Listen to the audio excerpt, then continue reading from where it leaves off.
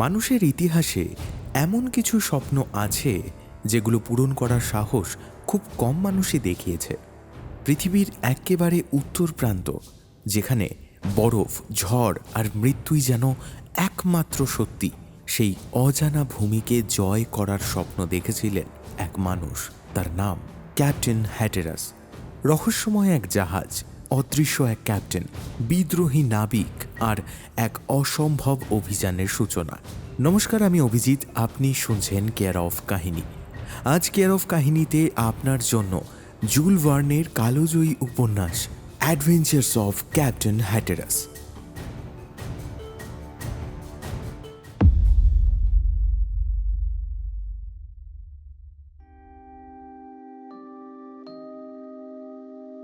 পাঁচই এপ্রিল 1860 খবরটা বেরোলো লিভারপুল হেরাল্ডে।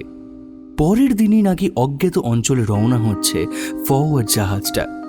নিউ প্রিন্স ডক থেকে রোজ অমন কত জাহাজ ছাড়ে, কে তার খবর রাখে? 4 মাইল লম্বা ডেকে দেশ বিদেশের কত জাহাজ যে গায়ে গা লাগিয়ে বসে আছে, কেউ তার হিসেব কোনো দিন রাখে না। তা সত্ত্বেও 6 তারিখ পিল করে লোক আসতে লাগলো ডেকে। মিনিটে মিনিটে বাস ভর্তি লোক এসে নামতে লাগলো ডেকে। প্রত্যেকেই ফরওয়ার্ডের সমুদ্র যাত্রা দেখে নয়ন সার্থক করতে চায়। ফরওয়ার্ড জাহাজটা ইঞ্জিনে চলে, আবার পালেও চলে।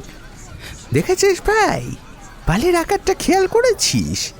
এ জাহাজ নির্ঘাত উত্তর মেরু যাচ্ছে। ভাসমান শিলায় হাওয়া আটকে যায় সেখানে, তাই এই ব্যবস্থা। শুধু তাই, জাহাজে নাকি 5-6 বছরের উপযোগী খাবার দাবার, কয়লা, বান্ডিল বান্ডিল উল আর শিলের চামড়ার জামা কাপড় তোলা রয়েছে। অথচ ফরওয়ার্ডের জাহাজের কেউ জানে না কোথায় যেতে হবে। 5 গুণ মাইনে পেয়ে কারোর মুখে রা নেই। সবচাইতে বেশি গুজব কিন্তু একটা কুকুরকে নিয়ে, জানিস? ফরওয়ার্ড জাহাজের ক্যাপ্টেন নাকি আসলে একটা কুকুর। না, পুরো ব্যাপারটাই একটা হেঁয়ালি। ফরওয়ার্ডের ক্যাপ্টেন নিপাত্তা রিচার্ড শান্ডন, যার ক্যাপ্টেন হবার সব যোগ্যতা আছে, তাকে করা হয়েছে কিনা মেট। লোকটা তিমি জাহাজে কাজ করেছে, ভীষণ পোড় খাওয়া মানুষ।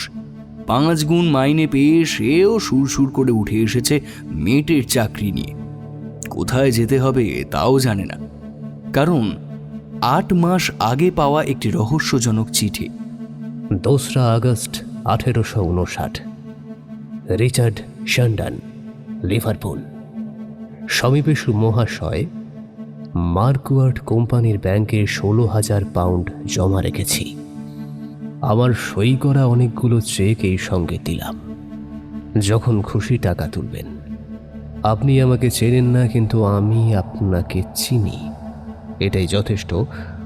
ফরওয়ার্ড জাহাজের চিফ অফিসার হওয়ার প্রস্তাব জানাচ্ছি আপনাকে। রাজি থাকলে 500 পাউন্ড বেতন পাবেন। অভিযানটা কিন্তু বিপদ সংকুল এবং দীর্ঘদিনের। মাঝি মোল্লারা সবাই ইংরেজ হওয়া চাই। প্রত্যেককে নিঃসন্তান এবং অবিবাহিত হতে হবে। মদ একদম খাওয়া চলবে না জাহাজে। 15ই ফেব্রুয়ারি একটা বিরাট ড্যানিশ কুকুর এসে পৌঁছবে আপনার কাছে। রক্ষণাবেক্ষণের ভার আপনার। ফরওয়ার্ডের ক্যাপ্টেন আবির্ভূত হবেন তখনই যখন তার দরকার হবে। ঠিকানা KZ গোটবার্গ, সুইডেন।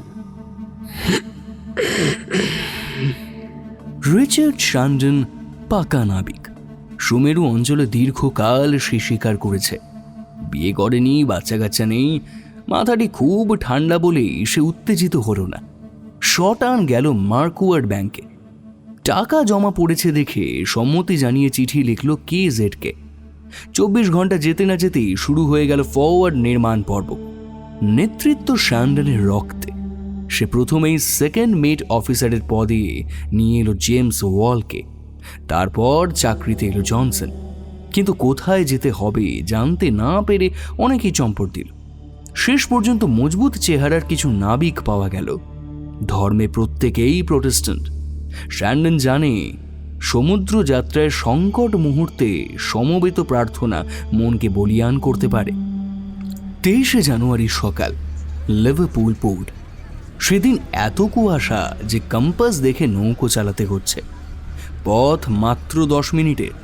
কুয়াশার মধ্যেই এক ভদ্রলোক এগিয়ে এলেন শান্ডানের দিকে। খর্বকায়, বুদ্ধিদীপ্ত মুখ, চোখ দুটো ছোট ছোট কিন্তু প্রবল আত্মশক্তিতে ভরপুর। কমান্ডার, ঝাড়া 15 মিনিট আপনাকে খুঁজছি, আর 5 মিনিট খোঁজবার পর ধরে নিতাম কমান্ডার রিচার্ড শান্ডন নামে কেউ নেই। যাক, বাঁচা গেল। আপনি তাহলে আছেন। আমি তো ভেবেছিলাম রিচার্ড শান্ডন একটা কিংবদন্তি। হাতে হাত মেলান মশাই। কিন্তু ডক্টর ক্লুবনি, ফরওয়ার্ড জাহাজে শুরু হবে দুজনের অভিযান। কিন্তু আমার কথাটা। খবরদার, কোনো ছুতানাতায় ফিরে আসা চলবে না। আপনাকে নিয়ে আমার ভয় নেই। মজবুত নাবিক আপনি, আপনার অসীম সাহস।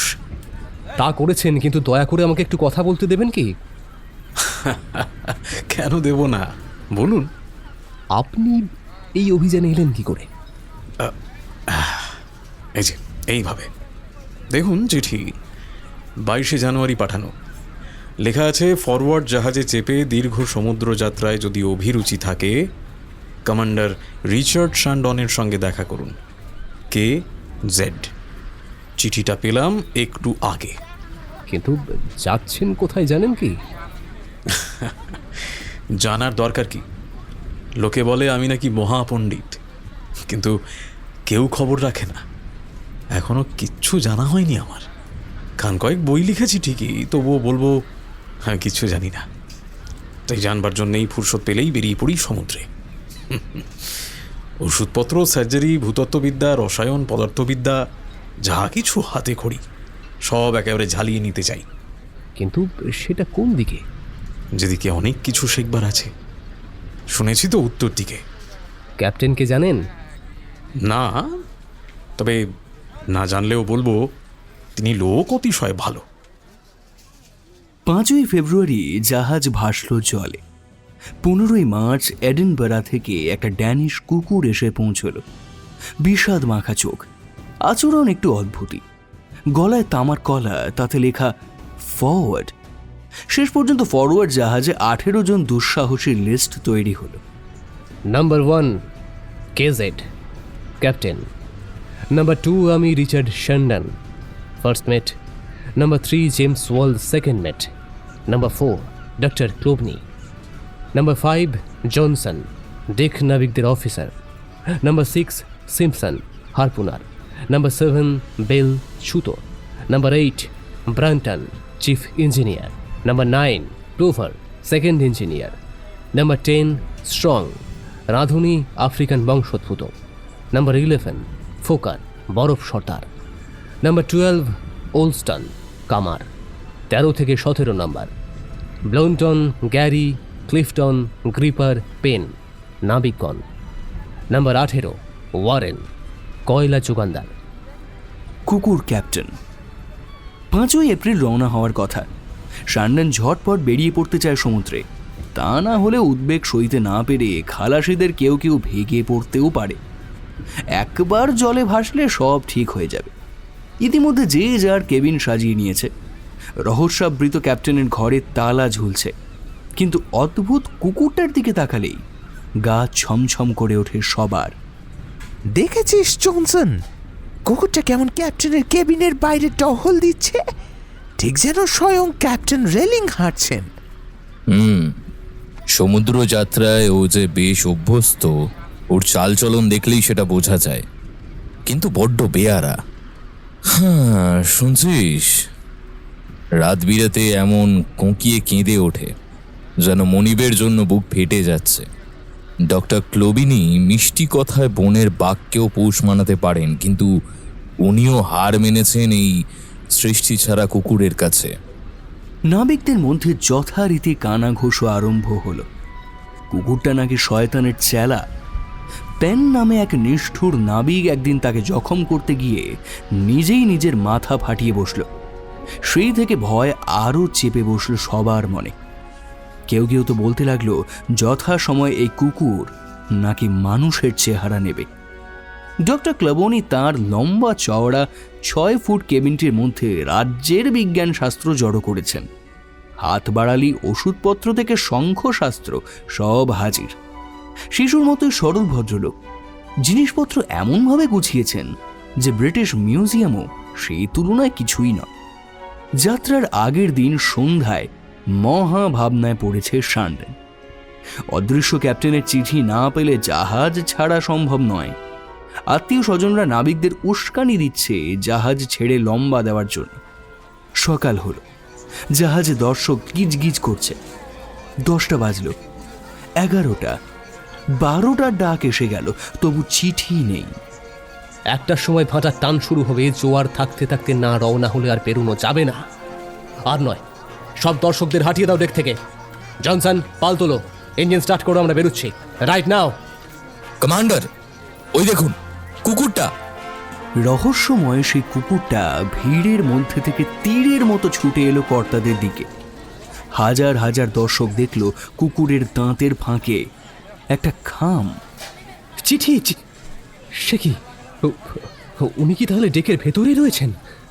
ছিলেন এতক্ষণ, নেমে গেলেন এইমাত্র। এদিকে ক্যাপ্টেন, এদিকে এসো। কুকুরটা ডক্টরকে পাশ কাটিয়ে শান্ডানের পায়ের কাছে এসে চিঠিটা টুপ করে ফেলে দিল। তারপর 3 বার গুরু গম্ভীর গলায় ডাকল। হতভম্ব হয়ে দাঁড়িয়ে রইল শান্ডান। ডক্টরের কথায় সম্বিত ফিরল তার। খামের ওপর ডাকঘরের ছাপ নেই, তারিখ অবধি নেই। ফেয়ারওয়েল অন্তরীপের অভিমুখে রওনা হন। 20 এপ্রিল পৌঁছে যাবেন সেখানে। ক্যাপ্টেন সেখানেও আবির্ভূত না হলে ড্যানিশ প্রণালী পেরিয়ে বাফন উপসাগরের মধ্যে দিয়ে যাবেন ম্যালভিল উপসাগরে। কে সেট সমুদ্রে জাহাজ জলে ভাসতে সহজ হয়ে এলো অশান্ত নাবিকেরা। জলযাত্রার মজা তো এইখানেই। একবার বেরিয়ে পড়লে আর ভয় নেই। দিন কয়েক পরে পাল তুলে দিয়ে জোর হাওয়ায় তরতরিয়ে ছুটে চলেছে ফরওয়ার্ড। হঠাৎ ডেকের ওপরে উড়ে এলো পেট্রেল আর পাফিন পাখি। ডক্টর, খাবার হিসাবে একেবারে অখাদ্যই সামুদ্রিক পাখি, কেন মারলেন খামোকা? হ্যাঁ, সামুদ্রিক পাখি খেতে খারাপ জানি, আঁশটে গন্ধ, কিন্তু এটিকে আমি এমন করে রাঁধবো যে তোমার জিভে জল এসে যাবে সিম্পসন। আপনি আপনি রান্না বান্নাও জানেন নাকি? তবে আর পণ্ডিত হলাম কিসে? 64 গলা জানতে হয় আমাদের। ডক্টর কিন্তু বাড়িয়ে বলেননি। পাখির চামড়ার ঠিক নিচেই চর্বির স্তর উনি তুলে ফেলে দিলেন। মশলাপাতি দিয়ে এমন ঝোল রাঁধলেন যে স্যামসন তো অবাক। 14 এপ্রিল গার্ল স্ট্রিমে ঢুকলো ফরওয়ার্ড। গ্রিনল্যান্ডের ছুঁচলো প্রান্ত এখান থেকে 10 মাইল দূরে। ঠান্ডা এখনো তেমন পড়েনি, কিন্তু ডক্টর চকচকে চামড়ার জ্যাকেট আর লম্বা বুট জুতোয় নিজেকে পুরোপুরি ঢেকে সামুদ্রিক জন্তুর মতো ঘুরে বেড়াতে লাগলেন ঢেকে। ডক্টর, ওই দূরে ওগুলো ভাসমান বরফের খণ্ড না? উত্তর মেরু তো এখনো অনেক দূরে। এত আগে শিলাখণ্ড ভাঙছে কেন? এতে অবাক হওয়ার কিছু নেই কমান্ডার। ইতিহাস ঘাঁটলে দেখবেন সুমেরু থেকে 40-42 ডিগ্রি দূরেও ভাসমান বরফখণ্ড দেখা গেছে। তবে হ্যাঁ, সমুদ্রের একটা রহস্যের ব্যাখ্যা আমিও পাইনি। কি রহস্য? হাওয়া যখন শান্ত, সমুদ্রে তখন বড় বড় ঢেউ, কিন্তু তুমুল বৃষ্টি নামলেই সমুদ্র একদম শান্ত হয়ে যায়। তিমি শিকারীরাও এর কোনো কারণ খুঁজে পায়নি আজও। হাওয়ার জোর বাড়ছে, শুধু পালের ওপরে নির্ভর করা চলবে না। 20 এপ্রিলের মধ্যে আমাদের পৌঁছতেই হবে। ব্র্যান্টন, ইঞ্জিন চালু করো, ফুল স্টিম অ্যাহেড। মেরু স্রোত, ঝোড়ো হাওয়া ঠেলে অতি কষ্টে 20 এপ্রিল ফেয়ারওয়েল অন্তরীপে পৌঁছল ফরওয়ার্ড। দূরবীন দিয়ে দূরে দেখা গেল গ্রিনল্যান্ডের ঝাপসা চেহারা। 150 ফুট উঁচু একটা অদ্ভুত বরফের পাহাড়ের স্কেচ এঁকে নিলেন ডক্টর। এর আগে মেরু অভিযানে যারা এসেছেন তাঁরাও দেখেছেন কিম্ভূত কিমাকার এই হিম পাহাড়। রেলিংয়ে ঝুঁকে চুপ করে দাঁড়িয়ে রইলেন ডক্টর ক্লাবনি। তাঁর চোখের সামনে ভাসছে এক বিষাদময় ইতিহাস। এই সেই রহস্যময় অঞ্চল যেখানে 1845 খ্রিস্টাব্দে স্যার জন ফ্রাঙ্কলিন ডিস্কো দ্বীপ পেরিয়ে আসার পর যেন হাওয়ায় মিলিয়ে গিয়েছিলেন দুখানা আস্ত জাহাজ সমেত ডেভিস প্রণালী। 21 এপ্রিল সকালে কেপ ডেজলেসন দেখা গেল কুয়াশার মধ্যে দিয়ে। ডক্টর, এই জায়গার নাম গ্রিনল্যান্ড হওয়া উচিত হয়নি। বছরে মাত্র কয়েকটা সপ্তাহ সবুজের আভা দেখা যায় এখানে, তারপর শুধু বরফ আর বরফ।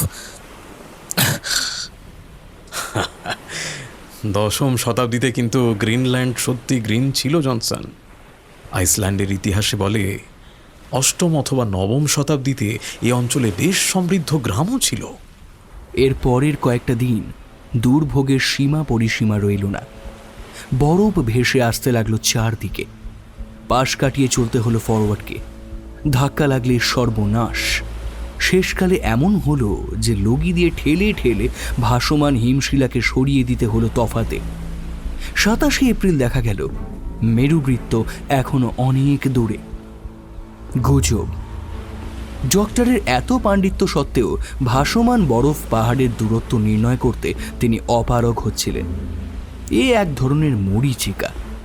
অনভিজ্ঞ চোখে মনে হয় অমুক হিমশিলাটা তো খুবই কাছে, একটু এগোলেই ছোঁয়া যাবে লগি দিয়ে। প্রকৃতপক্ষে তখন তা 10-12 মাইল দূরে। এর ওপর রয়েছে চোখ ধাঁধানো দীপ্তি। চারিদিকে কেবল সাদা আর সাদা। আকাশ বাতাস ক্রমশ উগ্র রূপ ধারণ করেছে। বরফ এখন আর ছাড়া ছাড়া নয়, দল বেঁধে কয়েক মাইল জুড়ে এগিয়ে আসছে জাহাজের দিকে। অবস্থা খুবই সঙ্গীন। নানা রকম গুজবও শোনা যাচ্ছে। ক্যাপ্টেন মানুষ নয় রে, কুকুর কুকুর। চাল চলন দেখেছিস কুত্তাটার? যেন জাহাজের মালিক। টহল দেয় সেইভাবে। পাল খাটানো ঠিক হয়েছে কিনা খুঁটিয়ে খুঁটিয়ে দেখে। এমনকি একদিন হালের চাকা পর্যন্ত ধরে দাঁড়িয়েছিল, অবিকল ক্যাপ্টেনের মতো। আর খায়টা কোথায়? ওর খাবারের তালা তো যেমন তেমনই পড়ে থাকে। মাঝে মাঝে বরফের পাহাড়ে নেমে বেরিয়ে আসে কেন? ভাল্লুকের ভয় নেই? শয়তানের চেলা রে ভাই, শয়তানের চেলা। এদিকে ভাসমান বরফের পাহাড় ক্রমশ চারিদিকে এগিয়ে আসছে। বুঝি পিষে মেরে ফেলবে ফরওয়ার্ড আর নাবিকদের। শনিবার সকাল 7টায় দেখা গেল তাপমাত্রা নেমে এসেছে হিমাঙ্কের 8 ডিগ্রি নিচে। মাঝরাতে জাহাজ পৌঁছে গেল ডাঙ্গা থেকে 30 মাইল দূরে। দুপাশে বড় বড় বরফের ভাসমান পাহাড়। সরু গলির মতো রাস্তা দিয়ে এগিয়ে চলেছে ফরওয়ার্ড। এমন সময় সামনের পথ জুড়ে মূর্তিমান আতঙ্কের মতো এগিয়ে এলো একটা প্রকাণ্ড হিমশিলা। ঘুরছে। আশপাশ থেকে বরফ ভেঙে ভেঙে পড়ছে। কামান গর্জনের মতো শব্দ হচ্ছে চারিদিকে। 100 ফুট উঁচু বরফ পাহাড় ভেঙে পড়ল বলে ফরওয়ার্ডের ওপর। চুপ চুপ, একদম কথা নয়। ক্যারি, হাল ধরো শক্ত হাতে। আচমকা জলস্তম্ভের মতো ঢেউ আছড়ে পড়ল জাহাজের ওপর। তার মধ্যে দিয়ে এগিয়ে গেল ফরওয়ার্ড। পর মুহূর্তে দেখা গেল অদৃশ্য হয়ে গিয়েছে সেই ভাসমান হিমশিলা। সামনে রৌদ্রালোকিত জলপথ। ডক্টর, এটা কি হলো? খুব সোজা।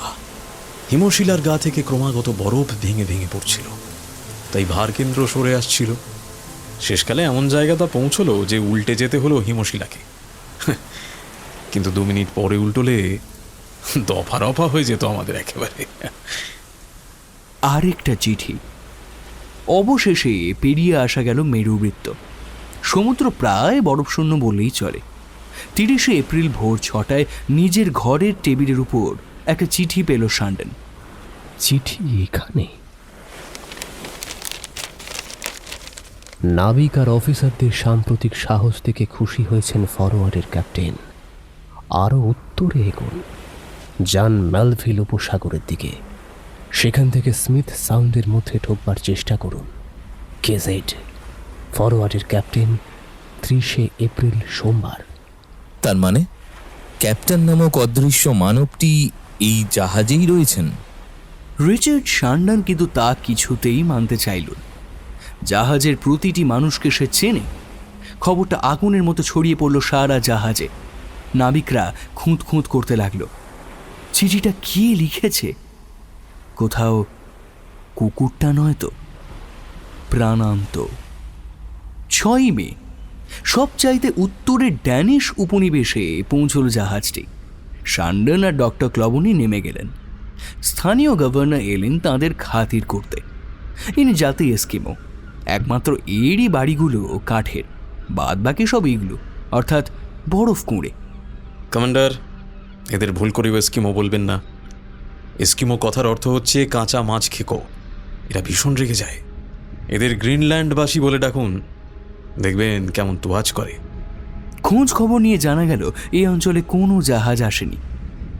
মেলভিন সাউন্ডেও যদি ক্যাপ্টেনের দেখা না মেলে, তবে আমি কি নিজেই ক্যাপ্টেন হয়ে যাব ফরওয়ার্ডের? 8ই মে ভোর 6টায় আবার রওনা হলো ফরওয়ার্ড। কিন্তু এর পর থেকেই শুরু হলো বরফবন্দি অবস্থা। চারদিকের জল জমে বরফ হয়ে যাচ্ছে। এগোতে না পারলে সামনের বসন্ত পর্যন্ত বন্দি হয়ে থাকতে হবে বরফ কারাগারে। করাত দিয়েও আর বরফ কাটা যায় না। শয়তানের বুড়ো আঙুল। নাবিকরা মনে মনে বিদ্রোহী হয়ে উঠল। যত রাগ গিয়ে পড়ছে হতছাড়া ওই কুকুরটার ওপর। টুটি কাটতে পারলেই নাকি সব বিপদ কেটে যাবে। ধর ওটাকে, মুখ আর পা বাঁধ, ওই বরফের ফুটো দিয়ে শিলার গর্তে ফেলে দে। জনসন পর্যন্ত জানতে পারল না কুকুরের অন্তর্ধান রহস্য। কিছুক্ষণ পরেই জাহাজে ফিরে এলো শান্ডন। মাইল 2 দূরে একটা ফাঁক পাওয়া গিয়েছে। নাবিকরা হাত লাগালো বরফ ভাঙার কাজে। কেউ টু শব্দটি করছে না। মনে মনে ফুঁসলেও বাইরে প্রকাশ করছে না সেটা। শান্ডন বুঝল এটা ঝড়ের পূর্ব লক্ষণ। 18 তারিখে কুয়াশার মধ্যে দিয়ে ভেসে উঠল কিম্ভূত কিমাকার একটা পর্বত চূড়া। শয়তানের বুড়ো আঙুল যেন। এই সেই জায়গা যেখানে অতীতে বহু অভিযান এসে বরফবন্দি থেকেছে। শয়তানের বুড়ো আঙুল সহসা দানবিক আকারে এসে পড়েছে ওদের ঠিক মাথার উপর। একটা প্রকাণ্ড বরফ খণ্ড ঢলছে পর্বত চূড়ায়। গড়িয়ে পড়ল বলে জাহাজের উপর। ভয় নেই, ভয় নেই, ওটা মরিচিকা, বরফের ওপর প্রতিসরণের ভেলকি। পেছনে দেখা যায় একটা অতিকায় 4 পেয়ে জানোয়ার। উচ্চতা কম করেও 20 ফুট, ল্যাজটাই 10 ফুট। সঙ্গে সঙ্গে শূন্যে মিলিয়ে গেল প্রাগৈতিহাসিক দানব। আর ছুটে এলো হারিয়ে যাওয়া সেই কুকুরটা। হ্যাঁ, সেই কুকুরটা বরফের তলায় সাঁতরে অন্য ফুটো দিয়ে উঠে এসেছে। আলোক প্রতিসরণের জন্যই মনে হয়েছে যেন ডাইনোসরের মতো দানব ধেয়ে আসছে। ক্যাপ্টেন হ্যাটারাস। বরফ ছিন্ন ভিন্ন করে আরও উত্তরে এগিয়ে চলল ফরওয়ার্ড। পেছনে বরফের ওপর দিয়ে দৌড়ে আসছে সেই কুকুরটা। মাঝে মাঝে পিছিয়ে পড়ছে, আর অমনি কোত্থেকে যেন একটা তীক্ষ্ণ শীষ শোনা যাচ্ছে। তৎক্ষণাৎ দ্বিগুণ বেগে দৌড়ে এসে জাহাজে নাগাল ধরে ফেলছে কুকুরটা। মুখ চাওয়াচাই করল নাবিকরা। এ কি রহস্য? শীষ দিচ্ছে কে? যেই দিক না কেন, কুকুরের প্রভু কিন্তু সেই। শুরু হয়ে গেল বিদ্রোহ। ঠিক সেই সময় 1800 ফুট ব্যাস সম্পন্ন একটা সুবৃহৎ হিমশিলায় আটকে পড়তে চলেছে ফরওয়ার্ড। শান্ডন দূরবীন দিয়ে দেখছে বেরোনোর পথ কোথায়। এমন সময় দলবল নিয়ে এলো বোল্টন। কমান্ডার, আমরা আর যাবো না। কি? তার মানেটা কি? আর 1 ইঞ্চিও যাবো না। শান্ডন তেড়ে যাচ্ছিল বোল্টনের দিকে। এমন সময় দৌড়ে এসে সেকেন্ড মেট ওয়াল বলল, কমান্ডার আর 1 মিনিট দেরি করলে বেরোতে পারবেন না। হ্যাঁ, ওই দেখুন। চকিতে চোখ তুলল শান্ডন। একটা প্রকাণ্ড বরফ পাহাড় ভাসতে ভাসতে আসছে বেরোনোর পথের দিকে। মুখটা বন্ধ হয়ে গেলে সর্বনাশ। যে যার জায়গায় যাও, বেয়াদবির শাস্তি পরে পাবে তোমরা। নাবিকরা ছুটে গেল যে যার জায়গায়। পুরো দমে দক্ষিণ দিকে ছুটল ফরওয়ার্ড। ছোটার বেগে থরথর করে কাঁপতে লাগলো প্রতিটি পাটাতন। কিন্তু দৌড় প্রতিযোগিতায় জিতে গেল ভাসমান বরফটাই। উত্তর দিকে ভেসে এসে সশব্দে বন্ধ করে দিল বেরোনোর পথ। ঠিক যেন বোতলের মুখে ছিপি বন্ধ হয়ে গেল। শেষ, সব শেষ হয়ে গেল, সব শেষ। চোখের নিমেষে শুরু হয়ে গেল বিশৃঙ্খলা। হট্টগোলের মধ্যে হতবাক হয়ে দাঁড়িয়ে পড়ল শান্ডন। কথা বলতে গেল, কিন্তু জিভ তার জড়িয়ে গেল। সে ভাবতেই পারেনি নাবিকরা এভাবে অকস্মাৎ বেঁকে বসবে। পাথরের মূর্তির মতো দাঁড়িয়ে রইলেন ডক্টর ক্লাবনি। যন্ত্রচালিতের মতো তৎক্ষণাৎ হালের চাকা ঘুরিয়ে নিল জনসন। বরফের গায়ে আছড়ে পড়তে পড়তে রক্ষে পেয়ে গেল ফরওয়ার্ড। কিন্তু কে চেঁচালো? এমন কর্তৃত্ব ব্যঞ্জক কণ্ঠস্বর কারই বা হতে পারে? চিৎকারে কাজ হলো ম্যাজিকের মতো। মন্ত্রমুগ্ধের মতো নাবিকরা দৌড়ে গেল যে যার জায়গায়। পরক্ষণেই দেখা গেল খুলে যাচ্ছে ক্যাপ্টেনের কেবিন। ভেতর থেকে বেরিয়ে এলেন জমকালো সাজের স্বয়ং ক্যাপ্টেন। না, কোনো সন্দেহ নেই, ইনি ক্যাপ্টেন বটে। কেননা কেবিনের চাবি শুধু তাঁর কাছেই ছিল। বেরিয়ে এসেই তীক্ষ্ণ শীষ দিতেই কুকুরটা বিড়ালের মতো মুখ ঘষতে লাগলো তাঁর পায়ের উপর। আর কোনো সন্দেহ আছে কি? স্যার, এ কি গ্যারি? হ্যাঁ, গ্যারি বটে। এতদিন লম্বা জুলফি দিয়ে মুখের আধখানা ঢেকে রেখেছিল, এখন জুলফি কেটে ফেলায় কর্তৃত্ব ব্যঞ্জক সুগঠিত মুখটি স্পষ্ট হয়ে উঠেছে। চেহারা দেখেই বোঝা যায় হুকুম দিতেই জন্ম তার। এ জাহাজের মাস্টার তিনি। শ্যান্ডন, ডাকো সবাইকে, অনেক কথা আছে আমার। আমি ইংরেজ, তাই আমি এমন জায়গায় পা দিতে চাই যেখানে এর আগে কেউ কখনো পা দেয়নি। আমার দেশের এই পতাকা সুমেরুতে গেঁথে আসবো সবার আগে, এটাই আমার সংকল্প। টাকার অভাব আমার নেই। এখন থেকে 1000 পাউন্ড পুরস্কার দেব 1 ডিগ্রি উত্তরে যাওয়ার জন্য। আমরা এখন রয়েছি 72 ডিগ্রিতে। শুধু টাকায় কাজ হয় না, চাই দেশপ্রেম।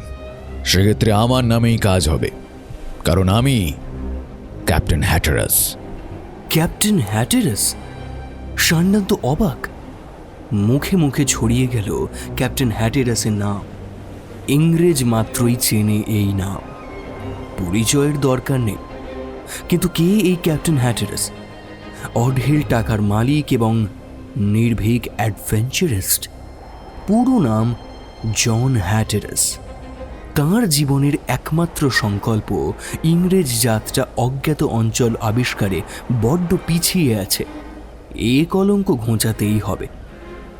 পরের দিন রোববার, জনসন, ডক্টর আর সান্ডানকে নিয়ে মিটিংয়ে বসলেন ক্যাপ্টেন। তিনি বুঝিয়ে বললেন সুমেরুর ঠিক মাঝখানে বরফ শূন্য সমুদ্র বিরাজ করছে। সান্ডান কিন্তু তা মানতে চাইল না। বলল, কিন্তু স্যার, এটা তো নিছক একটা অনুমান। বেশ তো, সমুদ্র বরফ শূন্য থাকলে জাহাজে চেপে পৌঁছাবো মেরুবিন্দুতে, আর না থাকলে স্লেজ গাড়ি চেপে বেরিয়ে যাব 600 মাইল। 600 মাইল বরফের উপর দিয়ে? অবাক হওয়ার কি আছে শান্ডন? সামান্য একজন কসাক যার নাম আলেক্সি মারফ, সে কি 28 মাইল স্লেজ গাড়ি চড়ে যায়নি? পরের দিন সকালে ক্যাপ্টেন বরফে 1000 পাউন্ড বিস্ফোরক ক্ষমতা সম্পন্ন একটি মাইন পুঁতলেন। আধ ঘন্টা পর একটা চাপা গুম গুম শব্দ ভেসে এলো দূর থেকে। ধোঁয়া ছিটকে গেল শূন্যে। বরফখণ্ড ঠিকরে এসে পড়ল জাহাজের আশেপাশে, তবুও পথ পরিষ্কার হয় না। আলকা বরফ অবরোধ করে রইল জলপথ। কামানে বারুদ ঠাসো, শুধু বারুদ, গোলা নয়, 3 গুণ বারুদ ঠাসো। ফায়ার! বাতাস আলোড়িত হলো সেই শব্দে। বাতাসের ধাক্কায় ছড়িয়ে ছিটিয়ে গেল আলগা বরফের স্তূপ। ভীম বেগে মাঝখান দিয়ে বেরিয়ে এলো ফরওয়ার্ড। আস্তে না আসতেই আবার বরফ সরে এসে বন্ধ করে দিল পথ। নিঃসীম উৎকণ্ঠার মধ্যে নিষ্কম্প চিত্তে দাঁড়িয়ে রইলেন শুধু একজন, ক্যাপ্টেন হ্যাটারাস। এইভাবেই লড়াই করতে করতে 27 মে ফরওয়ার্ড পৌঁছল লিওপোল্ড বন্দরে। ডাঙায় পা দিতে পূর্ববর্তী অভিযাত্রীদের অনেক নিশানা খুঁজে পেলেন হ্যাটারাস। দেখলেন 6টি কবর। দুঃসাহসী নাবিকদের নশ্বর দেহাবশেষ চাপা রয়েছে বরফের তলায়। পেলেন জেমস রস নির্মিত জরুরি আশ্রয় শিবির।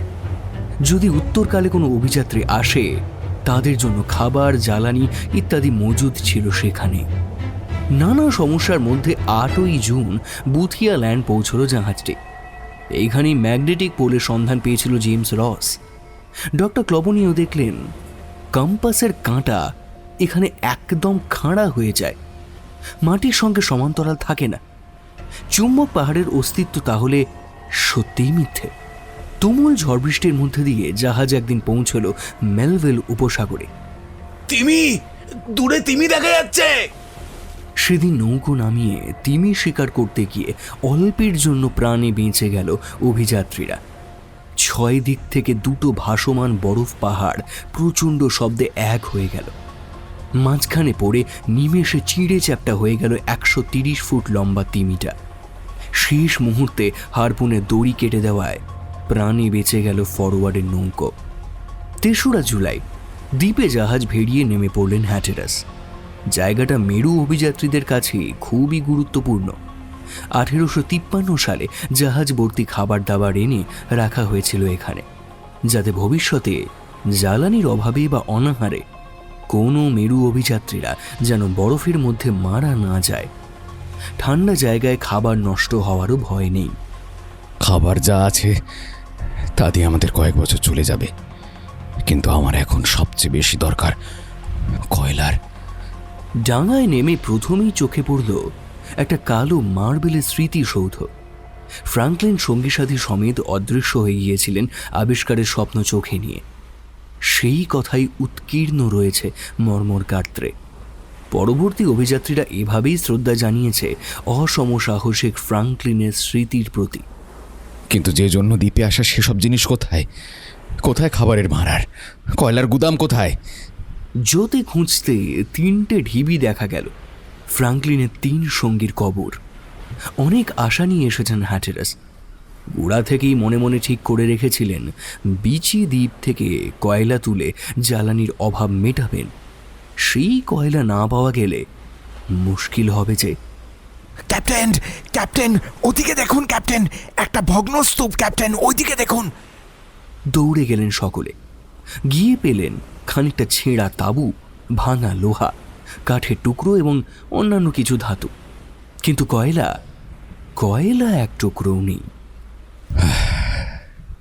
আমি বুঝতে পেরেছি, দুর্গত মেরু অভিযাত্রীদের জন্য সঞ্চিত এই দুর্লভ ভাণ্ডারের সন্ধান পেয়েছিল স্থানীয় যাযাবর লুটেরারা। এসব তারাই লুটপাট করেছে। আমাদের কাছে যা কয়লা আছে তাতে আর মাত্র জাহাজ 2 মাস চলবে। এই সমস্ত কিছুর মধ্যে ডক্টর ক্লবনী কিন্তু নির্বিকার। বিপদ নিয়ে কোনো ভাবনাই তাঁর মাথায় নেই।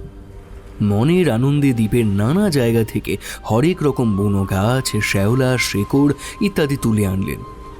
এমনকি ক্যাপ্টেন হ্যাটেরাসের কুকুরকে সঙ্গে নিয়ে কয়েকটা ধূসর খরগোশ আর একটা নীল শিয়াল শিকার করে ফেললেন। নাগাল ধরতে পারলেন না কেবল ভালুক আর শিল মাছদের। বিদ্রোহ। 24শে জুলাই থার্মোমিটারের পারা 22 ডিগ্রিতে নেমে গেল। বরফ জমতে শুরু করেছে সমুদ্রে। হ্যাটেরাস লক্ষণ দেখে শঙ্কিত হলেন। সমুদ্র জমে গেলে পুরো শীতকালটা কাটাতে হবে এখানেই, অথচ খালাসি আর অফিসাররা বেঁকে বসছে। হ্যাটেরাসের পক্ষে কেবল ডক্টর জনসন আর পেল, বাকি 14 জন তাঁর বিপক্ষে। ওদের দিয়ে দাঁড় টানানো আর সম্ভব নয়। স্টিমেই যেতে হবে। শীত নাম্বার আগেই আরো উত্তরে সরে যেতে হবে। ব্রান্টন, বয়লার চালু করো ব্রান্টন। শুনে বেশ তাজ্জব হয়ে গেল খালাসিরা। কয়লা রয়েছে অতি সামান্যই, বড় জোর 2 মাস চলবে। সেই কয়লা দিয়ে জাহাজ চালানোর মতো হঠকারিতা আর কিছু আছে কি? কথাটা কি কানে গেল না মনে হচ্ছে? ব্রান্টন, যাও আগুন জ্বালো।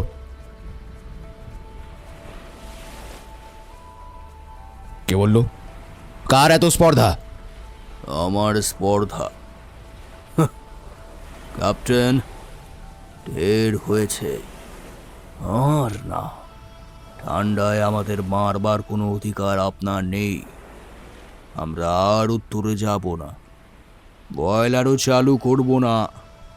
শান্ডান, একে খাঁচায় রাখুন। কিন্তু ক্যাপ্টেন, ও যে বলছে। ওর কথা আপনার মুখে শুনলে আপনিও খাঁচায় যাবেন শান্ডান। কে আছো? ওকে নিয়ে যাও। খবরদার, কেউ কাছে আসবে না। ডান্ডা ফেলো, নইলে মরবে। এমনকি পেন পর্যন্ত ভয় পেল সেই স্বর শুনে। হ্যাটেরাসের অসাধ্য কিচ্ছু নেই। পিঞ্জরাবদ্ধ শার্দুলের মতো ডান্ডা ফেলে দিয়ে দাঁড়িয়ে রইল জ্বলন্ত চোখে। জনসন আর বেল তাকে নিয়ে গেল জাহাজের খোলের দিকে। চালু হয়ে গেল বয়লার। 6 দিন পর্যন্ত ধীর গতিতে যাওয়ার পর বিচের পয়েন্টে পৌঁছেও কিন্তু বহু আকাঙ্ক্ষিত বরফহীন সমুদ্র পাওয়া গেল না। ক্যাপ্টেন নিজে উঠে গেলেন মাস্তুলের ডগায়। চারিদিক ভালো করে দেখলেন, নেমে এলেন মুখ অন্ধকার করে। একটি কথাও বললেন না। 16ই আগস্ট, এই প্রথম সূর্য অস্তাচলে গেল। সমাপ্তি ঘটল 24 ঘণ্টাব্যাপী বিরামহীন দিনের আলোর।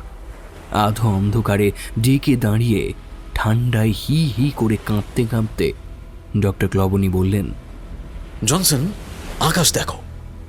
পাখিগুলো ঠান্ডার ভয়ে দক্ষিণ দিকে উড়ে চলেছে। ওদের সঙ্গ ধরবার মতো লোক কিন্তু এ জাহাজেও আছে, তাই না? হ্যাঁ ডক্টর, ওদের প্রাণের মায়াটা একটু বেশি। 18ই আগস্ট, কুয়াশার মধ্যে দিয়ে দেখা গেল ব্রিটানিয়া পাহাড়ের আবছা আতুল। পরের দিন নর্দাম্বারল্যান্ড উপসাগরে সম্পূর্ণ বরফ পরিবৃত হয়ে দাঁড়িয়ে গেল ফরওয়ার্ড। হিমশিলাদের আক্রমণ। এই জায়গাতে এসেই স্যার এডওয়ার্ড বেলচার একটা অদ্ভুত ব্যাপার লক্ষ্য করেছিলেন। তিনি দেখেছিলেন দক্ষিণ পূর্ব দিকে শুধু বরফের প্রান্তর, কিন্তু উত্তর পশ্চিম দিকে যত দূর দুচোখ যায় কেবলই খোলা সমুদ্র। সুমেরু কেন্দ্রে উন্মুক্ত সমুদ্রের কল্পনা কি তাহলে নিছক কপোলকল্পিত নয়? 20শে আগস্ট, কুয়াশা একটু সরে যেতেই সাগ্রহী দিগন্ত পর্যবেক্ষণ করলেন হ্যাটেরাস। কিন্তু তার মুখ দেখেই বোঝা গেল মনে মনে ভেঙে পড়েছেন। কোথায় খোলা সমুদ্র? চারিদিক কেবল বরফ আর বরফ। তা সত্ত্বেও নোঙর তুলে দিয়ে উত্তরে এগোনোর হুকুম দিলেন তিনি। অবাধ্য হওয়ার মতো সাহস ছিল না খালাসিদের। 13 দিন অতি কষ্টে পেনি প্রণালী পর্যন্ত যাওয়ার পর খালাসিরা কিন্তু অদ্ভুত দৃশ্যটা নিজেরাও দেখতে পেল।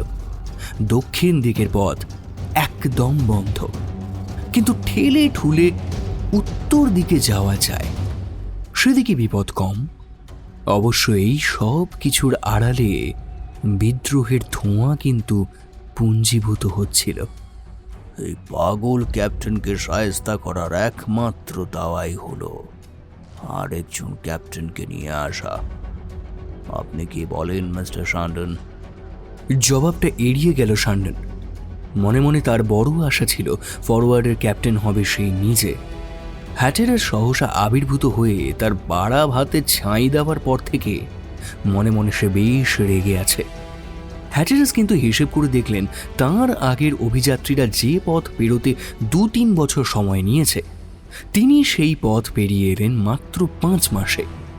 সুতরাং বিজয়লক্ষ্মী হয়তো আর বেশি দূরে নেই। 8ই সেপ্টেম্বর, আবার বরফ পরিবৃত হয়ে দাঁড়িয়ে রইল ফরওয়ার্ড। এবার আর করাত দিয়ে বরফ কাটা যায় না। বারুদ ভর্তি সিলিন্ডার ফাটানো হোক। সেই রাতেই ফুঁসে উঠল ঝড়। ঢেউয়ের মাথায় বরফের পাহাড়ের নাচন দেখে বুক শুকিয়ে গেল খালাসিদের। আচমকা একটা বিরাট হিম পর্বত বেগে ধেয়ে এলো ফরওয়ার্ড লক্ষ্য করে। কামান দাগো, ফায়ার ফায়ার! কামানের গোলা দিয়ে কি পাহাড় ঠেকানো যায়? ভাসমান পাহাড় তহস করে এসে পড়ল সামনের গলুইতে। গুঁড়িয়ে গেল সামনের অংশ। হ্যাটেরাস কিন্তু চরম সংকটেও মাথা ঠান্ডা রেখেছিলেন। আশ্চর্য মানুষ বটে। মাথার ওপর হুঁশিয়ার! খালাসিরা সভয় দেখল সাদা বরফ স্নাত আলোতে একটা আস্ত বরফ পাহাড় বিপজ্জনকভাবে ঝুঁকে রয়েছে একেবারে জাহাজের উপর। বিপুল ভারী ডুবুডুবু হলো জাহাজ। জাহাজ গেঁথে গেছে বরফের গায়ে। বেরোনোর কোনো পথ নেই। মাস্তুল ভেঙে পড়ল বলে আচমকা দুলে উঠল বরফ পাহাড়। ভার কেন্দ্র সরে আসায় ঘুরে যাচ্ছে হিমশৈল। সহসা গোটা ফরওয়ার্ড জাহাজটা উঠে পড়ল জল থেকে শূন্য। পরক্ষণেই মড়মড় শব্দ শোনা গেল তলদেশে। উল্টো দিকে জাহাজকে নামিয়ে দিয়েছে ঘূর্ণমান শিলা। তলার বরফ জাহাজের ভারে ভেঙে কুড়িয়ে গেল। ফের জলের উপর ভাসছে ফরওয়ার্ড। আশ্চর্য, প্রায় অক্ষত অবস্থায় গোটা জাহাজটা দ্রুত ছুটে চলেছে উত্তর দিকে। ভাসমান বরফ প্রান্তর টেনে নিয়ে চলেছে আমাদের। 15ই সেপ্টেম্বর আরেকটা বরফ প্রান্তরে ধাক্কা খেয়ে দাঁড়িয়ে গেল ছুটন্ত বরফ প্রান্তর। থরথর করে কেঁপে উঠল ফরওয়ার্ড। যন্ত্রপাতি নিয়ে মেপে জুপে হ্যাটেরাস দেখলেন ভৌগোলিকরা যে অজানা সমুদ্রের হদিশ পাননি, শুধু মানচিত্রের উপর চিহ্নিত করে বলেছিলেন পৃথিবীর শীতলতম অঞ্চল কোনখানে। ফরওয়ার্ড এসে পড়েছে অজ্ঞাত সমুদ্রের সেই বিশেষ অঞ্চলে। শীতের প্রস্তুতি। বরফ প্রান্তরে শীত কাটাতে হয় কি করে জনসনের সে অভিজ্ঞতা আছে। হ্যাটেরাস নিজেও ভুক্তভোগী। দুজনে মিলে শীতের প্রস্তুতি শুরু করলেন। গ্রানাইটের মতো কঠিন এই বরফ কারাগার থেকে পরিত্রাণের পথ আবিষ্কার করা মানুষের সাধ্যাতীত। মুষড়ে পড়েছে সকলেই, আতঙ্কিতও বটে। একা ডক্টর শুধু ফুর্তিতে উজ্জ্বল। কপাল জোর না থাকলে মেরু অঞ্চলে শীতকাল কাটানোর সুযোগ কজন পায় জনসন? তুষারের ধর্ম উত্তাপকে ঠেলে দেওয়া, শুষে নেওয়া নয়। তাই এস্কিমোরা বরফ চাই দিয়ে ইগলু বানিয়ে ভেতরে থাকে। ভেতরের উত্তাপ বেরিয়ে যেতে পারে না। একই পন্থায় বরফ দিয়ে আবরণ সৃষ্টি করা হলো জাহাজের চার ধারে। ডেকের ওপর তেরপল খাটানো হলো। একটি বড় ঘরে স্টোভ জ্বালানো রইল অষ্টপ্রহর। শীতের জড়তায় গুঁটি সুটি মেরে বসে থাকলে মরণ আসতে দেরি হবে না। সবাইকে উদয়াস্ত ব্যায়াম করতে হবে, আর মাংস খেতে হবে বেশি করে। বেশি করে তেল খাও সবাই। এস্কিমোরা 10 থেকে 15 পাউন্ড তেল আর চর্বি খেয়ে সুস্থ থাকে এই বরফের রাজ্যে। তৈলাক্ত খাবার ভালো না লাগলে চিনি আর চর্বি খেতে পারো। মোট কথা, বাড়তি কার্বন চাই। স্টোভে যেমন জ্বালানি দরকার, তেমনি জ্বালানি দরকার তোমাদের দেহেও, বুঝলে? জেমস রসের শিয়াল। বেধড়ক প্রাণী হত্যা আরম্ভ হয়ে গেল উদর পূজার জন্য। 19 তারিখে সিমসন একটা সিল মাছ ধরল। লম্বায় 9 ফুট, মাথাটা বুলডগের মতো, চোয়ালে মোট 16টা দাঁত। ডক্টর এক কাণ্ড করলেন। মাথা আর চামড়া নিজের সংগ্রহশালায় রাখবেন বলে সিল মাছটাকে ডুবিয়ে রাখলেন বরফের গর্ভে ঠান্ডা জলে। দেখো জনসন, হাজার হাজার চিংড়ি আধ দিনের মধ্যেই খুবলে খেয়ে নিয়েছে সমস্ত মাংস। আমাকে আর কষ্ট করতে হলো না। দিন যায়, বরফ কারাগারে বন্দি জাহাজকে আর চেনা যায় না। এই সময় একদিন স্থির হলো ভালুক শিকার করতে হবে। দমাদম গুলি চালিয়ে শিকারকে শুইয়ে দেওয়ার পর দেখা গেল ভালুক নয়, একটা সাদা শিয়াল। আলোক প্রতিসরণের ভেলকির ফলে সাদা শিয়ালকে দূর থেকে বিরাটকায় ভালুক বলে মনে হয়েছিল, কিন্তু শিয়ালের গলায় একটা কলার পরানো। আশ্চর্য! 1848 সালে জেমস রস কয়েকটা শিয়ালের গলায় কলার পরিয়ে ছেড়ে দিয়েছিলেন। রস ভেবেছিলেন একদিন না একদিন কারো চোখে তো পড়বেই এবং তাদের উদ্ধার করে নিয়ে যাবে। 12 বছর পরে শিয়াল ধরা পড়ল, কিন্তু রস আর নেই। শেষ কয়লা। খালাসিদের উপর হুকুম ছিল রোজ 2 ঘন্টা জোরে জোরে ডেকে পায়চারি করতে হবে। ঘরের মধ্যে আগুন জ্বলত সব সময়। আঁচ একটু কম হলেই তৎক্ষণাৎ বরফ জমা শুরু হয়ে যেত মেঝেতে, বল্টুতে, পেরেকে। নিঃশ্বাস পর্যন্ত নিমেষের মধ্যে জমে তরল এবং পরক্ষণেই বরফ হয়ে ঝরে পড়ত। ডক্টরের কিন্তু ফুর্তির জোয়ার আছে। মেরুজ্যোতির স্বর্গীয় রূপ দেখে তিনি একেবারে মুগ্ধ। এদিকে হ্যাটেরাস জ্বালানি বাঁচানোর জন্য নিজের ঘরের স্টোভ নিভিয়ে বড় ঘরে এসে দাঁড়িয়ে থাকতেন, লোহার মানুষের মতো 2 হাত বুকে জড়ো করে। নাবিকরা জ্বলন্ত চোখে তাকিয়ে থাকত তাঁর পানে। একা তাঁর জন্যেই এতগুলো মানুষের এই দুর্গতি। পেন এবং তার সাঙ্গপাঙ্গরা ক্যাপ্টেনের হুকুম শুনছে না ইদানিং। শারীরিক ব্যায়াম করে না, দিন রাত কম্বল মুড়ি দিয়ে শুয়ে থাকে। কুফল দেখা দিল দিন কয়েকের মধ্যেই।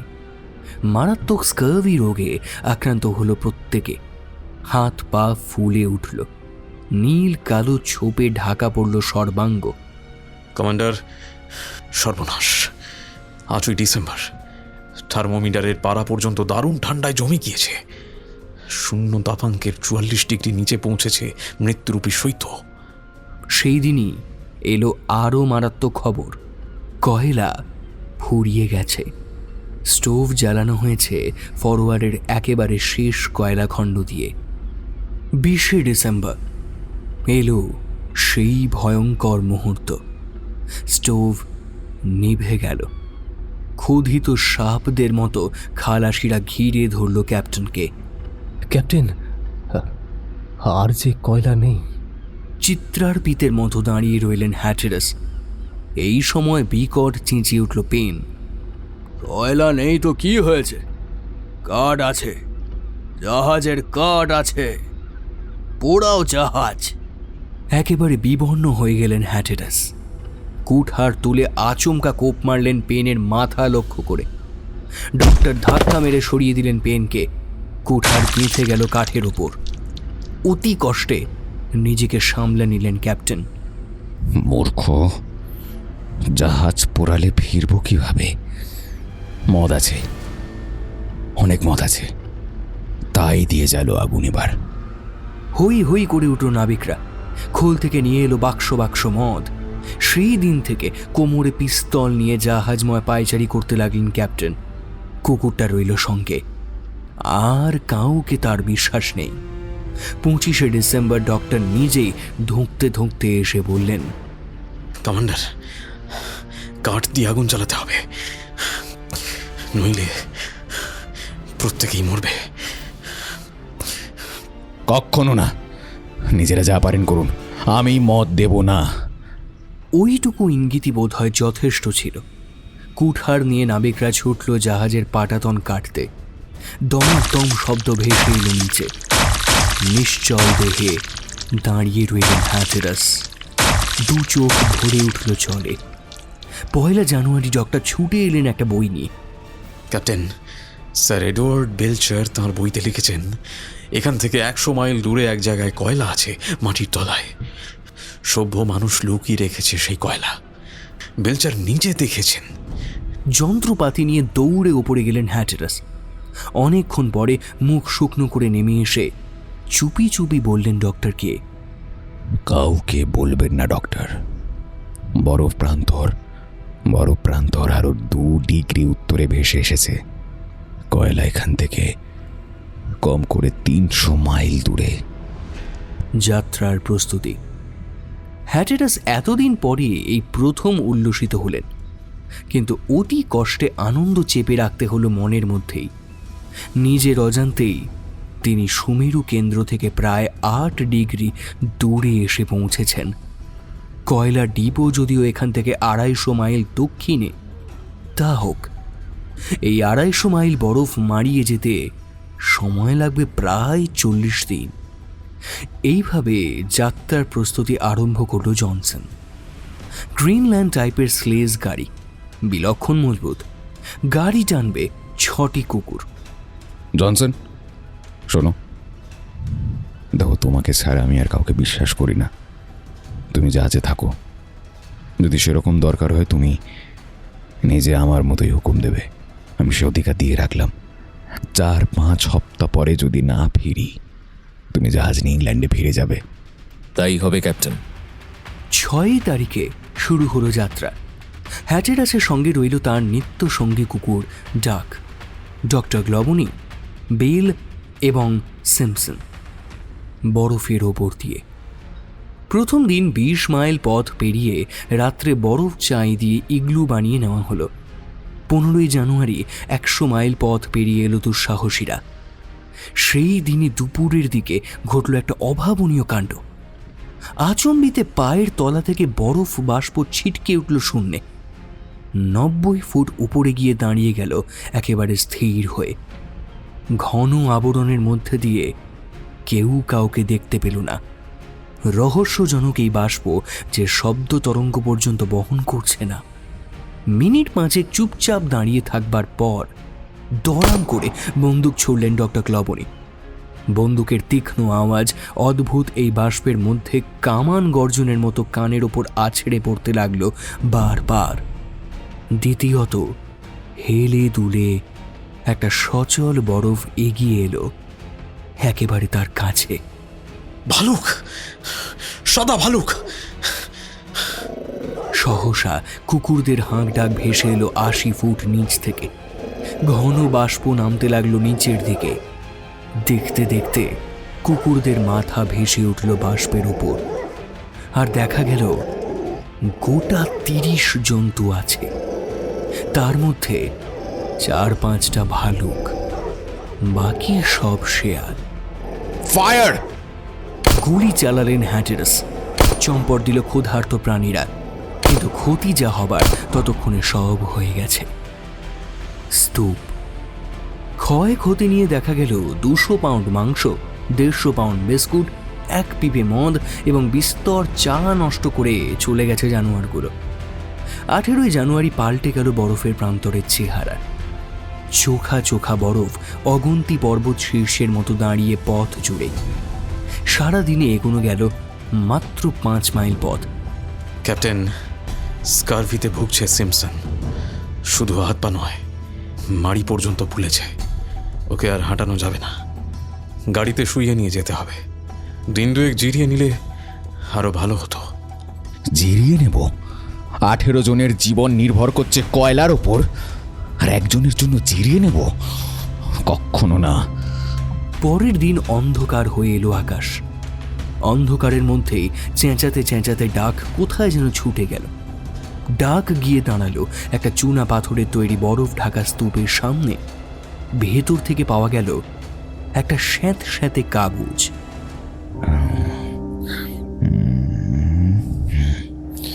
অ্যালটামান্ড, পরপয়েজ জাহাজ, ১৩ই ডিসেম্বর ১৮৬০, ১২ ডিগ্রি লংটিটিউড, ৩৫ মিনিট ল্যাটিটিউড।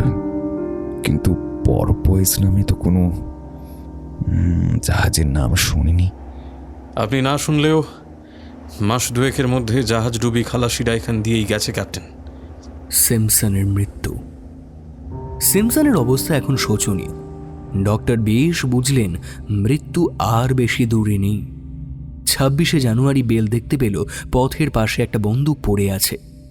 ২৭শে জানুয়ারি পাওয়া গেল একটা সিক্স স্ট্যান্ড এবং ফ্লাস্ক। পরপয়েজ জাহাজের লোকজন খুব বেশি দূরে নেই মনে হচ্ছে।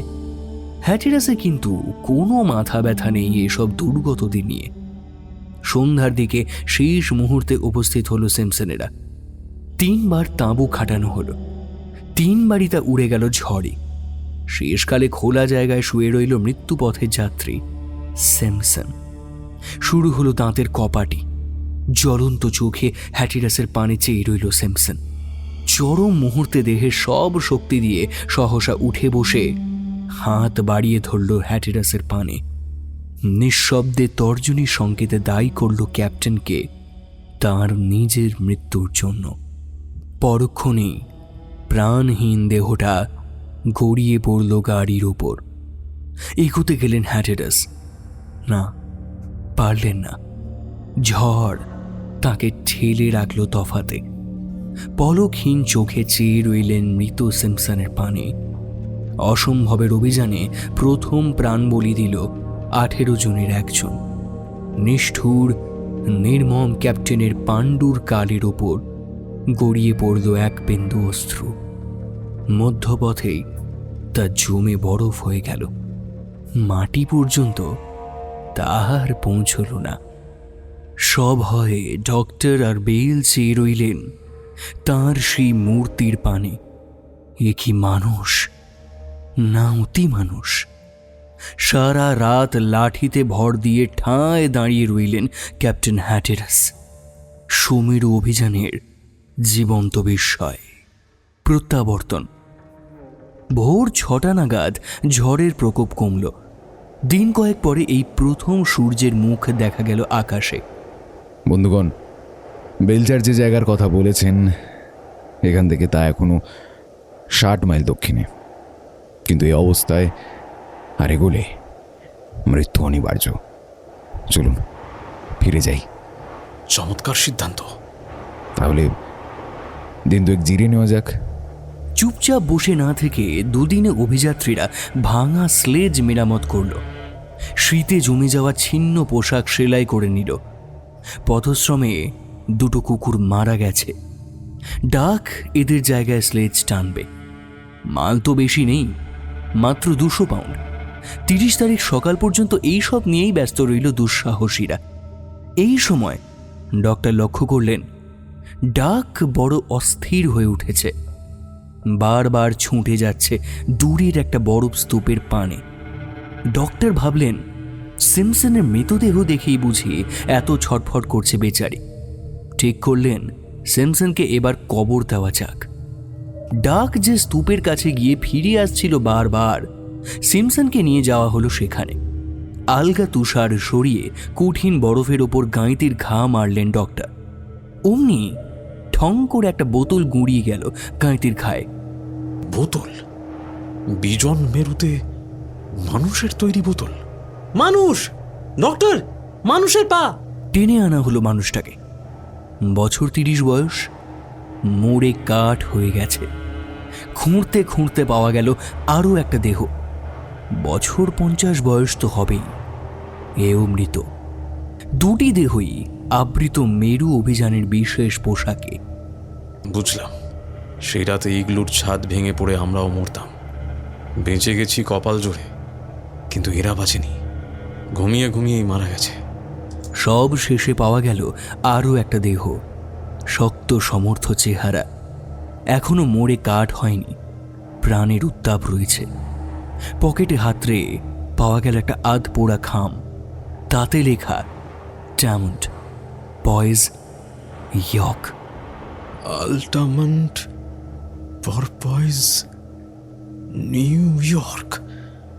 নিউ ইয়র্কের পরপয়েজ জাহাজের আল্টামেন্ট ক্যাপ্টেন হ্যাটেরাস, আমেরিকান। সিমসনকে অ্যাল্টামেন্টের জায়গায় বরফে কবর দিয়ে স্লেজ গাড়ি নিয়ে রওনা হলো অভিযাত্রীরা।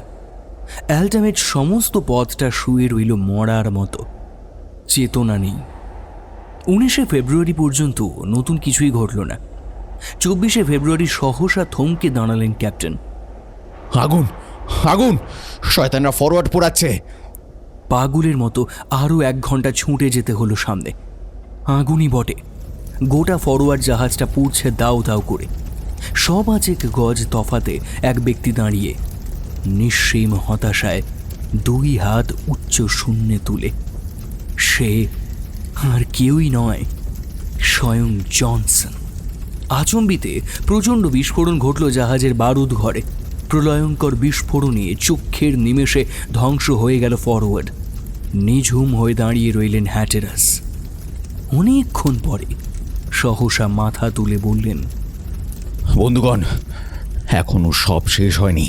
এখনো সাহস আছে বেল আর জনসনের মনে। ডক্টর জানেন বিজ্ঞান, আর আমার মধ্যে আছে প্রত্যয়। চলো সুমেরু যাই, আমরা এই কজনই সুমেরু যাব। চলো। 9 মাস, দীর্ঘ 9টি মাস অসম্ভবের সঙ্গে মরণপণ লড়াইয়ের পর এই কি ছিল ভাগ্যে?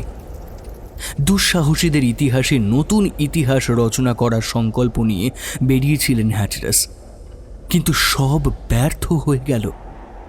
18 জনের মধ্যে শুধু 4 জন মানুষ দাঁড়িয়ে রইল ধু ধু বরফের রাজ্যে, রসদহীন, জ্বালানিহীন, আশ্রয়হীন।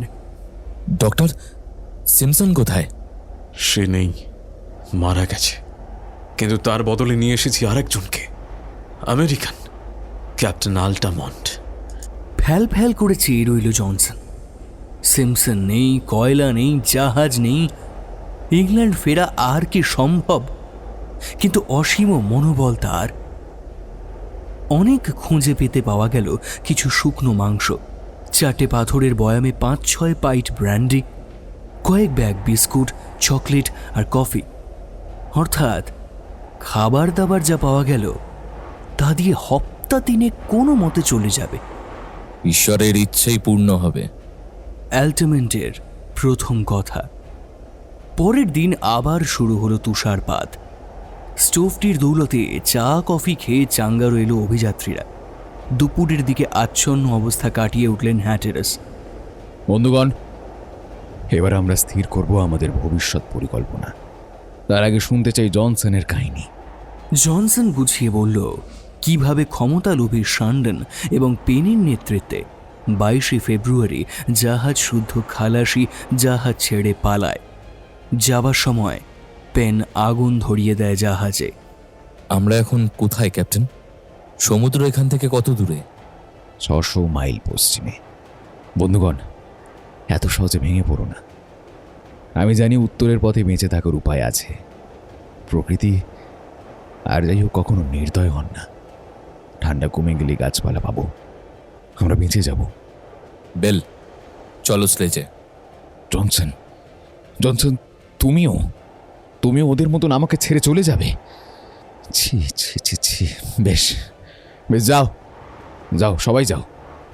আমি থাকবো, আমি একা থাকবো, শুধু ডাককে নিয়ে যাব। আরে ডাক, কাছে আয়। জনসন একেবারে স্থাণুর মতো দাঁড়িয়ে গেল। ঠিক এই সময় হাতের উপর ছোঁয়া অনুভব করল সে।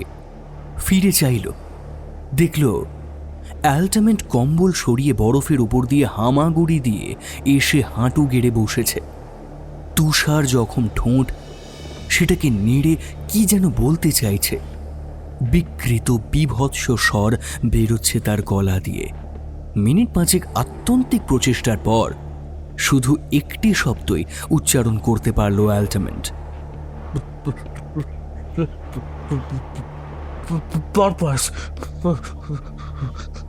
পরপয়েস?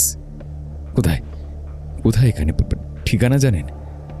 ঘাড় নেড়ে হ্যাঁ বলল অ্যালটামন্ট। ঠিক আছে, আমি ল্যাটিটিউড আর লংটিটিউড বলে যাচ্ছি, আপনি ঘাড় নেড়ে বলবেন কোনটা ঠিক। সময় লাগলো বটে, কিন্তু এইভাবেই জানা গেল পারপয়েস ঠিক কোন জায়গায় আছে। 120 ডিগ্রি 15 মিনিট লঞ্জিটিউড এবং 83 ডিগ্রি 35 মিনিট ল্যাটিটিউড। হ্যাটেরাস কিন্তু উল্লসিত হতে পারলেন না। ঈর্ষায় কালো হয়ে গেল তার মুখ। পারপয়েস জাহাজ আরও 3 ডিগ্রি উত্তরে পৌঁছেছে, যেখানে তিনিও পৌঁছতে পারেননি। 18 দিনের কুচকাওয়াজ। কম করে 104 মাইল বরফ মারিয়ে গেলে তবে পাওয়া যাবে পারপয়েস জাহাজ। ইশারা ইঙ্গিতে জিজ্ঞাসাবাদ করে জানা গেল পারপয়েস জাহাজ আমেরিকা থেকে এসেছে। মাস্তুলের সংখ্যা 3। প্রচুর খাবার দাবার এবং কয়লা আছে জাহাজে। পাহাড়ের গায়ে কাত হয়ে পড়লেও জাহাজ ভেঙে গুঁড়িয়ে যায়নি। মাস 2 আগে পারপয়েস থেকে অ্যালটামন্ট রওনা দিয়েছিল স্মিথ প্রণালী অভিমুখে, কিন্তু একে একে সমস্ত সঙ্গী সাথীরা মারা গেছে। হ্যাটেরাস জানতে চাইলেন অত উত্তরে কী কারণে গিয়েছিল পারপয়েস। অ্যালটামন্ট জানালো নিজে থেকে যায়নি, ভাসমান বরফ প্রান্তরে বন্দি অবস্থায় জাহাজ পৌঁছেছে ওই জায়গায়। কাল হলো 26শে ফেব্রুয়ারি। কালকেই যদি রওনা হতে পারি পৌঁছে যাব 15ই মার্চ, নইলে মরব সদল বলে। হ্যাটেরাস রাজি? রাজি, কিন্তু আমার মনে একটা প্রশ্ন আছে। পরপয়েস যদি বরফের টানেই অত দূর ভেসে গিয়ে থাকে, তাহলে কি সেখানে এখনো আছে? বরফের টানে আরো দূরে ভেসে যায়নি তো? না, যায়নি, যেতে পারে না। কেননা পরপয়েস পাথরের জমিতে কাত হয়ে পড়েছে। শেষ প্রশ্ন, 83 ডিগ্রিতে কোনো খোলা সমুদ্র দেখেছিলেন? না। পরের দিনে অভিযাত্রীরা নতুন করে পাড়ি জমালো অজানার অভিযানে। পথ সেরকম এবড়ো খেবড়ো নয়, জমাট সমুদ্রপৃষ্ঠ বেশ মসৃণ, কিন্তু এরকম বরফের উপর দিয়ে হাঁটা খুবই বিপজ্জনক। কোথায় কখন পায়ের তলার বরফ সরে যাবে কে জানে। জনসন সেই কথাই বলছিল ডক্টরকে।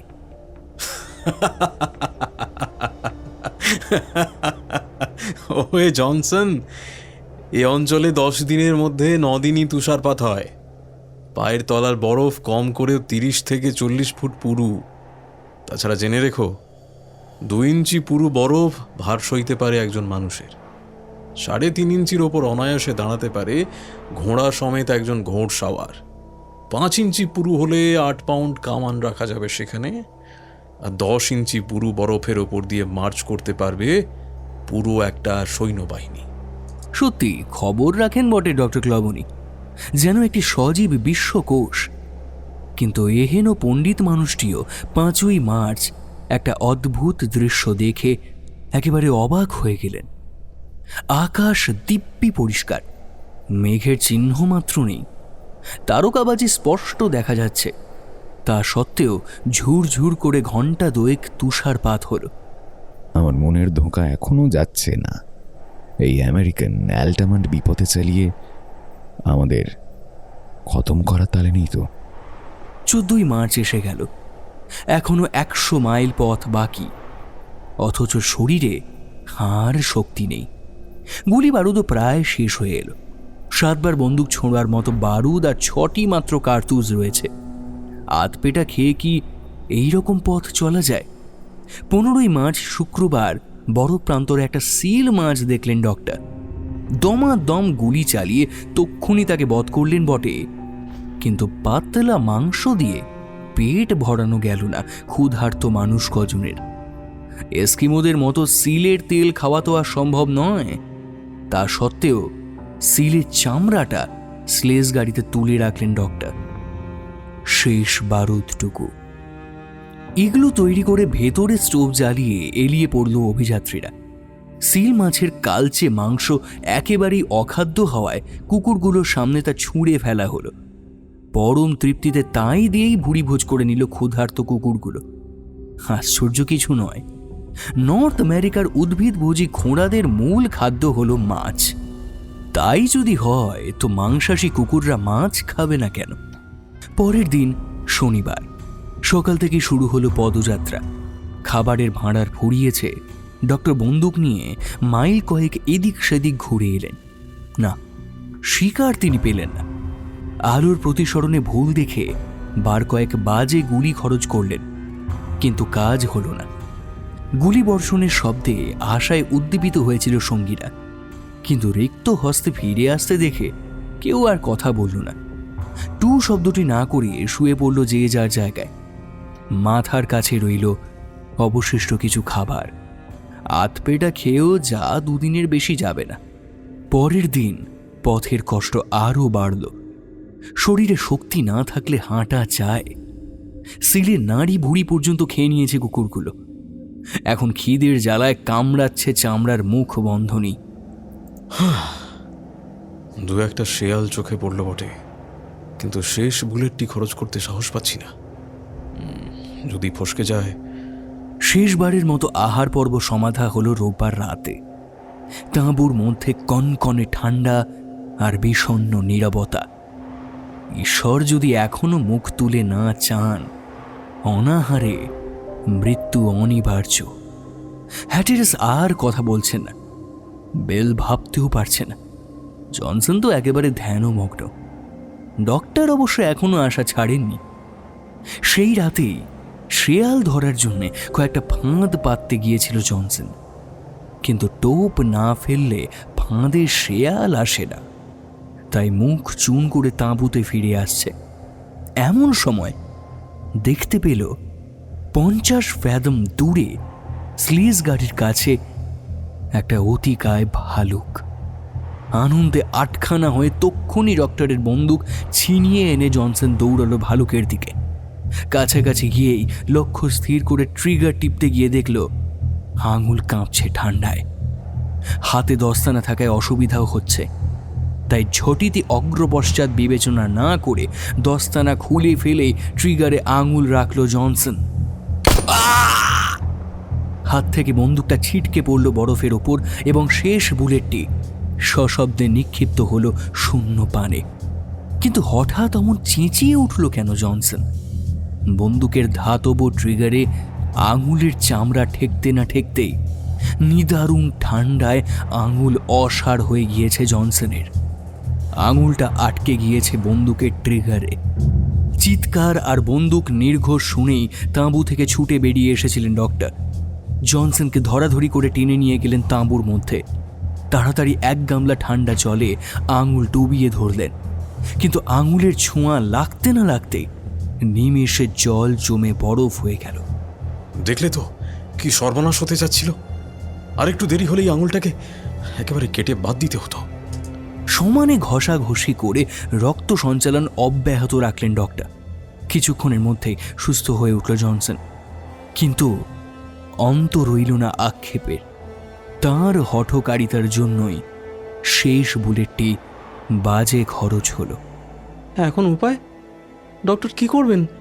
বরফকে মাংস করতে পারবেন? উনি কি ম্যাজিশিয়ান? আরও 3 মাইল মুখ বুজে হাঁটার পর কারো শরীরে আর এতটুকু শক্তি রইল না। এদিকে খিদের জ্বালায় কুকুরগুলো একে অন্যকে খাবার ফিকিরে কামড়াকামড়ি শুরু করে দিয়েছে। এই সময় জনসনের মনে হলো অনেক দূর থেকে ছায়ার মতো একটা ভালুক যেন ওদের পেছন পেছন আসছে। চোখের ভুল হতে পারে, তাই কাউকে কিছু বলল না।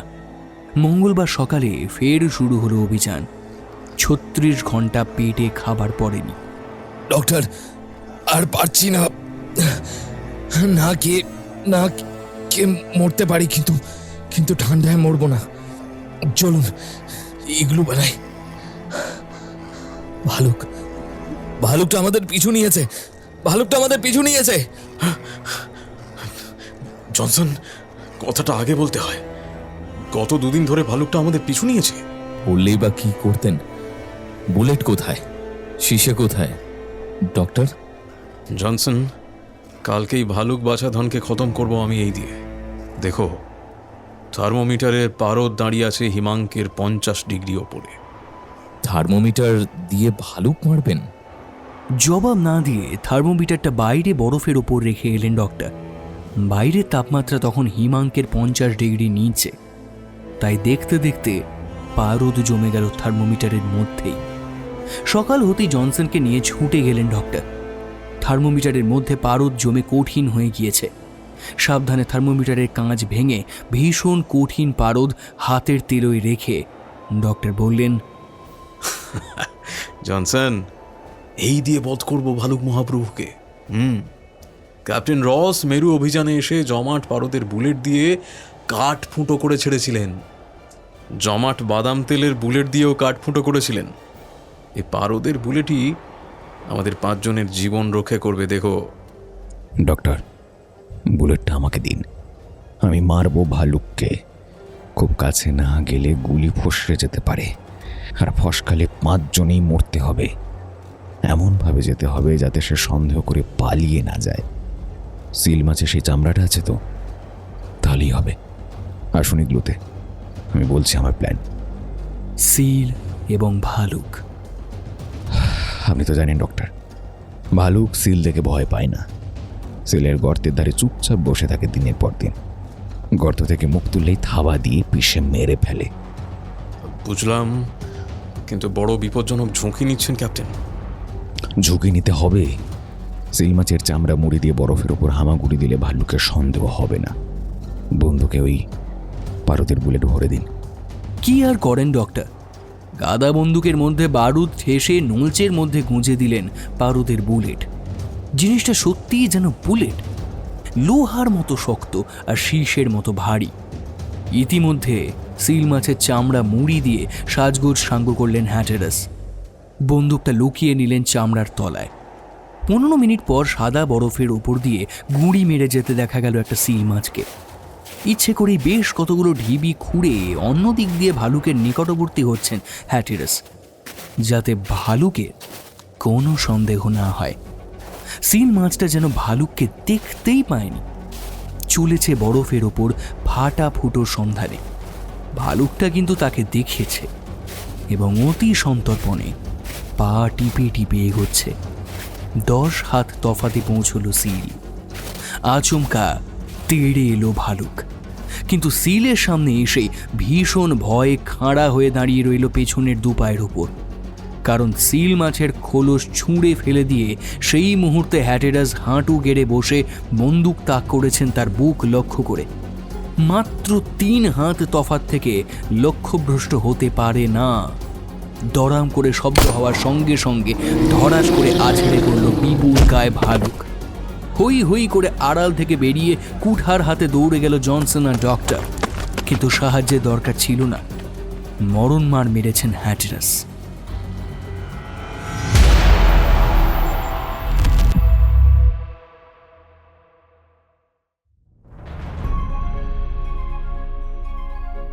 ফরওয়ার্ড জাহাজ এখন আরও উত্তরের পথে। কিন্তু সামনে অপেক্ষা করছে আরও ভয়ঙ্কর পরীক্ষা। প্রকৃতির সঙ্গে যুদ্ধ, বিশ্বাসঘাতকতা, জাহাজ ধ্বংস আর এমন এক সিদ্ধান্ত যা বদলে দেবে পুরো অভিযানের ভবিষ্যৎ। ক্যাপ্টেন হ্যাটেরাস কি সত্যিই পৌঁছাতে পারবেন উত্তর মেরুর কেন্দ্রে, নাকি সেই স্বপ্নই হয়ে উঠবে তার সর্বনাশের কারণ? এই সব প্রশ্নের উত্তর পাবেন গল্পের পরবর্তী পর্বে। শুনছিলেন জুল ভার্নের কালোজয়ী উপন্যাস অ্যাডভেঞ্চার অফ ক্যাপ্টেন হ্যাটেরাস। আজকের গল্প পাঠে Shubhankar Debnath, captain Hatteras Dipam, doctor Clawbonny Kaushik Banerjee, Richard Shandon Alapan Mukhopadhyay, Johnson Sourav Roy, captain Altamont Soumik Das, Pen Shubhankar. এছাড়া অন্যান্য চরিত্রে কৌশিক, সৌমিক, অভিজিৎ এবং শুভঙ্কর। আজকের গল্পের প্রচ্ছদ নির্মাণে প্রীতম দেব, আবহ নির্মাণে শুভজিৎ বটব্যাল এবং সমগ্র পর্ব পরিচালনা ও প্রযোজনায় টিম কেয়ার অফ কাহিনী। আজকের গল্পটি কেমন লাগলো অবশ্যই জানান কমেন্ট করে। গল্পের পরবর্তী পর্ব নিয়ে হাজির হচ্ছি খুব তাড়াতাড়ি। শুনতে থাকুন, গল্পে থাকুন। শুভরাত্রি।